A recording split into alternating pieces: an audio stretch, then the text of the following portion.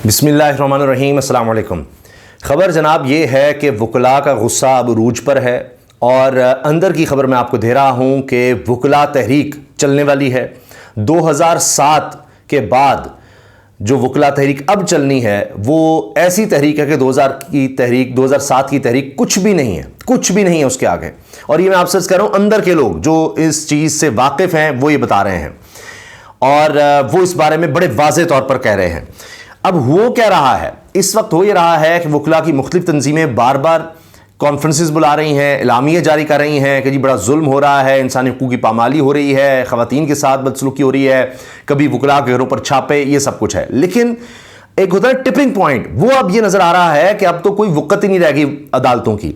यानी Lahore high court में आप देखिए, हाई कोर्ट के बाद सुप्रीम कोर्ट ही रह जाते हैं। तो सुप्रीम कोर्ट का भी आप देख लीजिए क्या हाल हुआ कि उन्होंने इलेक्शंस करवाने का वो नहीं हुए। लेकिन अब हाई कोर्ट में ये हुआ है कि जिस तरह परवेज़ इलाही साहब को कहा गया कि नज़र आ रहा था अदालत को कि कोई ना कोई केस निकाला जाएगा, तो कहा गया कि ये पुलिस के अफसरान की जिम्मेदारी है कि घर तक छोड़ कर आएँ और कोई इस तरह का वाक़या ना हो। लेकिन हुआ उससे बरक्स, और इस्लामाबाद पुलिस आई और सादा लिबास में भी लोग थे और वो फिर पकड़ के उठा के ले गए बाकायदा परवेज़ इलाही साहब को।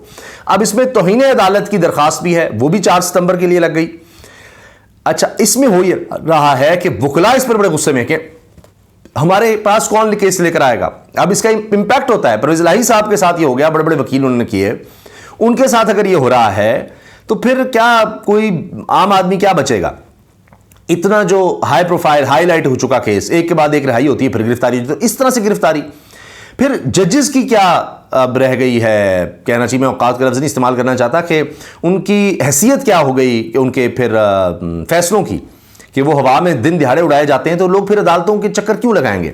अब बात यह है कि इसी हवाले से कहा जा रहा है कि जजेस जो हैं वो बड़े डिस्टर्ब हैं और उनकी तरफ से अब ये कहा जा रहा है कि जी फिर हमारा क्या फ़ायदा, या तो फिर अगर हमारे फैसलों पर अमल ही नहीं होना तो या तो फिर अदालतें ही बंद कर दें, क्या करें। क्योंकि ये तो उनके लिए बड़ी बेइज्जती की बात है कि जिस तरह से हाई कोर्ट ने चौधरी परवेज़ इलाही के जो अहकामात जारी किए, उनकी रिहाई किए, फिर इसको जिस शर्मनाक तरीके से गिरफ्तारी होती है, कानून की धज्जियाँ उड़ाई जाती हैं, इस पर बड़ी जजेस में खलबली मची हुई है।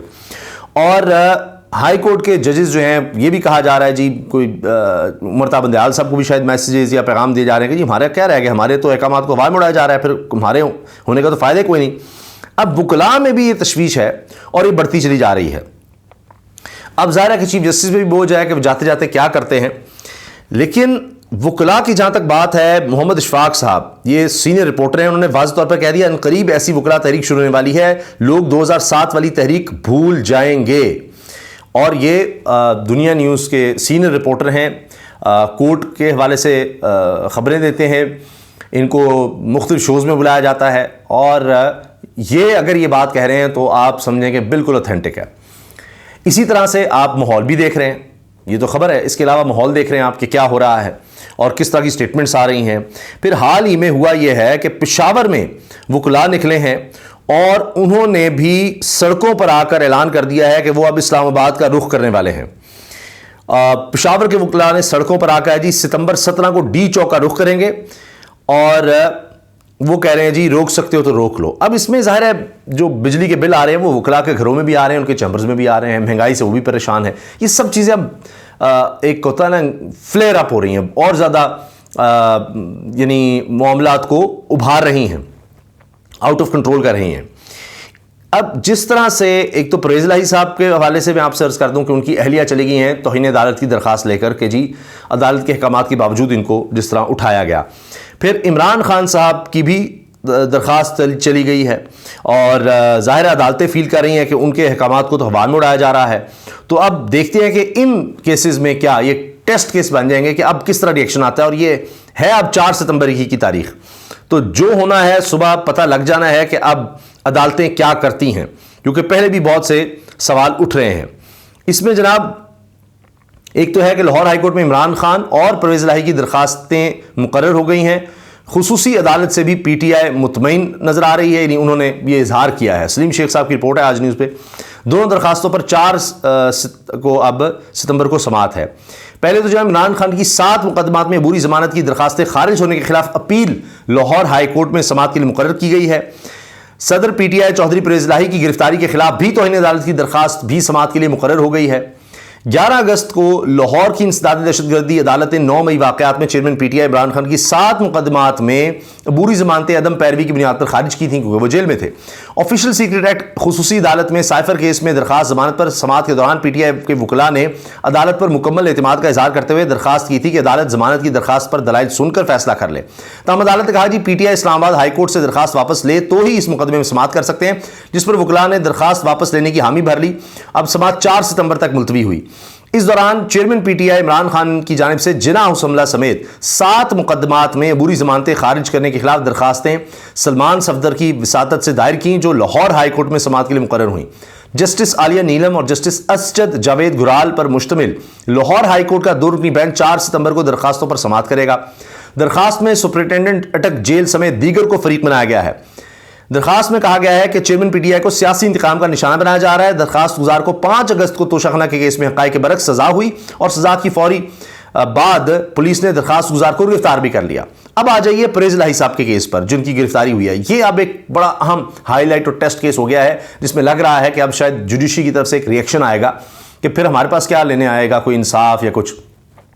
कोई भी उसको उठा भी लें तो हमारे पास आने का क्या फ़ायदा होगा, लोगों का एतबार अदालतों से उठ चला जाएगा और ज़ाहिर है फिर वकील भी कौन कोई करेगा, वो कहेगा जी कुछ नहीं हो सकता है यहाँ पर, ख़ुद ही जो हो सकता है करें। तो ये इस वजह से एक रिएक्शन आ रहा है।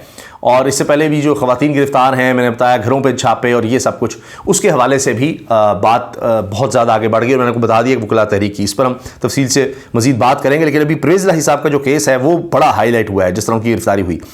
अब जनाब इसमें हुआ यह है कि जस्टिस अमजद रफ़ीक परवेज इलाही की अहलिया कैसरा इलाही की जानिब से दायर की गई दरखास्त 4 सितंबर को सुनेंगे। और फिर हुआ यह था कि पहले इसी अदालत ने कहा था कि परवेज इलाही साहब को किसी केस में गिरफ्तार ना किया जाए, लेकिन वो निकले ही थे हाई कोर्ट से, तो फिर उनको केनाल रोड पर गिरफ्तार कर लिया गया एक और केस में, एमपीओ में। वो इस्लामाबाद की पुलिस कहा गया जी आ गई है।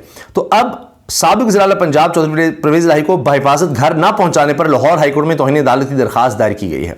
दरखास्त में इस्तदा की गई है कि अदालत पुलिस के खिलाफ कार्रवाई करते हुए परवेज इलाही की बाजियाबी का हुक्म दे। कैसरा इलाही का मौक़िफ़ है कि अदालती हुक्म के बावजूद परवेज इलाही को पुलिस अफसरान ने घर नहीं पहुंचाया। अदालत डीआईजी ऑपरेशंस और डीआईजी इन्वेस्टिगेशन के खिलाफ तौहीन अदालत की कार्रवाई करे। दरखास्त में डीआईजी ऑपरेशंस, डीआईजी इन्वेस्टिगेशन और एसपी सिक्योरिटी हाई कोर्ट को फरीक बनाया गया है।